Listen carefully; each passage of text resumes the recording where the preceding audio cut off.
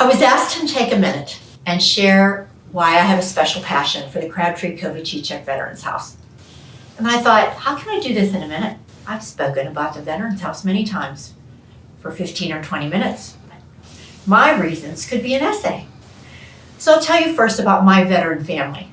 My mother's brother, Frankie, was in the Air Force in World War II. His plane was shot down and he is buried in Lindbergh. My father, Paul, he was also in World War II in the Army and part of the European invasion, serving under General Patton.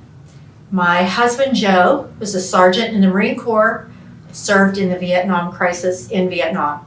And our son, Ryan, was a junior in college. He was in the Marine Reserves and was activated. And in 2005, at the age of 22, he was killed in combat, along with his sergeant, Joe Goodrich from Greentree. Shortly after Ryan was killed, I began working on an assignment of a government grant at the Washington and Jefferson College. It was called the Combat Stress Intervention Program, and a brilliant team under the direction of Dr. Michael Crabtree studied PTSD and helped to make the medical profession more aware of what the veterans didn't talk about. I learned about the horrific statistics that every day in the United States, 22 veterans commit suicide. And this study also opened my mind to why my father and my husband didn't share their personal battles. Meanwhile, the city mission president, Dean Gartland, recognized that more and more veterans were coming to the city mission. They didn't seem to fit in, they didn't stay long, and some of them abruptly left. Studies have shown that veterans heal the best around other veterans. So Dean had a dream to build a residence just for veterans. Dr. Crabtree made an extremely generous donation, which made possible the construction of the residence, and Dean's dream was about to come true.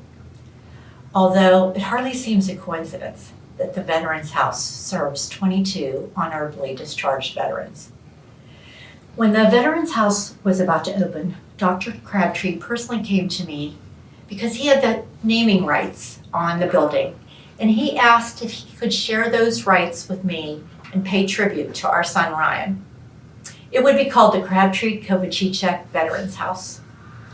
I was so very humbled, but also so proud that our son would be honored in this way. I personally recognize the challenges that veterans face when they come to the Crabtree Kovacicek Veterans House, and I witness the positive changes that occur in their lives.